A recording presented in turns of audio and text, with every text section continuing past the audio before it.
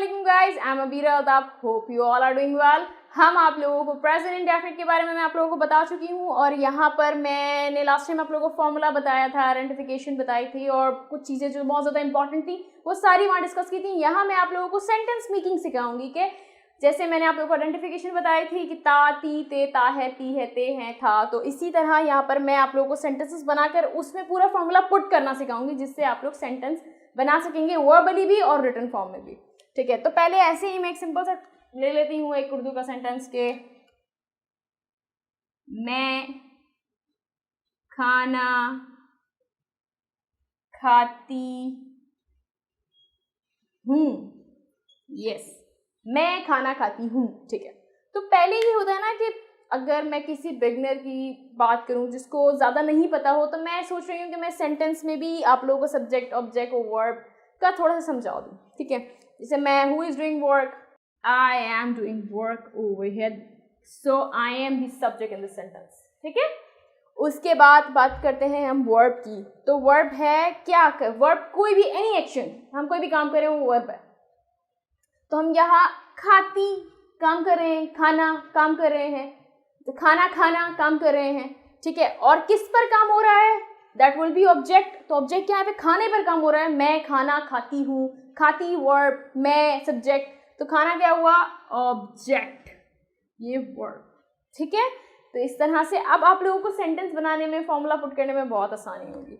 जैसे कि क्या था formula? Subject plus first form of verb plus object. यहाँ पर ही, शी, इट और सिंगुलर नेम नहीं है तो यहाँ पे वी विल नॉट ऐड ई और ई एस। ठीक है, तो मैं सिंपल बताती हूँ, मी, आई, उसके बाद subject plus verb, first form of verb, खाने की इंग्लिश क्या होती है? Eat, so I will write over here eat, eat. उसके बाद आता है खाना खाती, खाती हूँ। ठीक है, तो लास्ट में क्या आता है? Object, subject, verb, object. Object क्या है? खाना, खाना, food in English. Done. I eat food, मैं खाना खाती हूँ, आई ईट फूड। सिंपल, पूरा फॉर्मूला मैंने यहाँ पुट करके दिखाया है। ये थोड़ा सिंपल सेंटेंस है ताकि आप लोगों को समझने में आसानी हो। ठीक है, इसके बाद मैं और भी सेंटेंस बना के आप लोगों को दिखाऊंगी। जैसे बात करते हैं किसी भी लड़के की कि वो क्रिकेट खेलता है, वो क्रिकेट खेलता है। ठीक है, तो अगर मैं यहाँ पे एस और एस का इजाफा होगा, क्यों? क्योंकि यहाँ पर हमारे पास ही आ रहा है। ही अगर मैं लगाती हूँ तो ही प्लेज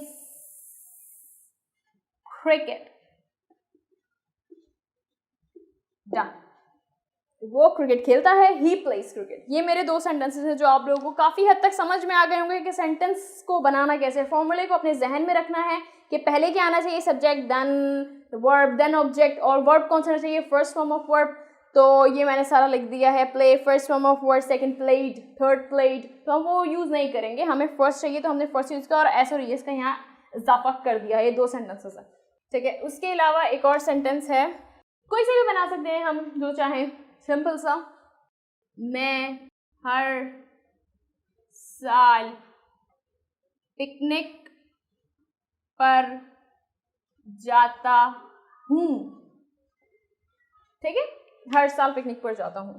ठीक है, तो मैं लिख सकती हूँ यहाँ पे आई गो, जाना, फर्स्ट फॉर्म गो जाना, आई गो टू पिकनिक।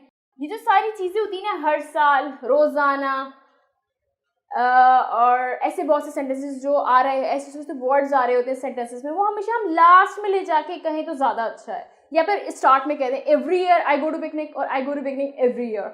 हम इस तरह भी कह सकते हैं स्टार्ट में, पर बीच में नहीं आना चाहिए, लास्ट में या स्टार्ट में लिखने तो ज़्यादा बेहतर है, अच्छा लगता है sentence, I go to picnic every year. ये हमारा सेंटेंस है। ठीक है, इस तरह आप लोगों को समझ में आ गया होगा कि हम प्रेजेंट इंडेफिनिट के फॉर्मूले को किस तरह सेंटेंस में पुट कर देते हैं। मैंने आपको यहाँ पे बताया था कि सब्जेक्ट, ऑब्जेक्ट, वर्ब, इसको जहन में रखना है, इसको हमेशा, और फॉर्मूले को जहन में रखना है कि और सब्जेक्ट क्या है, ऑब्जेक्ट क्या है, वर्ब क्या है, ये आपने सब कुछ लर्न करके फॉर्मूले को अपने जहन में रखना है, फिर सेंटेंस बनाना शुरू करना है तो सेंटेंस ईजिली बन जाएगा। ठीक है, हर रूल को जहन में रखना है। तो ये था आज का मेरा टॉपिक। इसमें मैं आपको मजीद सेंटेंसेस बनाना सिखाऊंगी आगे, और आगे टेंस भी मैं डिस्कस करूंगी। ठीक है, तो ये प्रेजेंट इंडेफिनिट का एंड होता है। इसको आप लोग प्रैक्टिस करें, इसके और सेंटेंसेस बनाएं। Thank you so much. इंशाल्लाह मैं कुछ नई वीडियोस में मैं नया कॉन्सेप्ट लेकर आऊँगी आप लोगों के लिए। Thank you so much.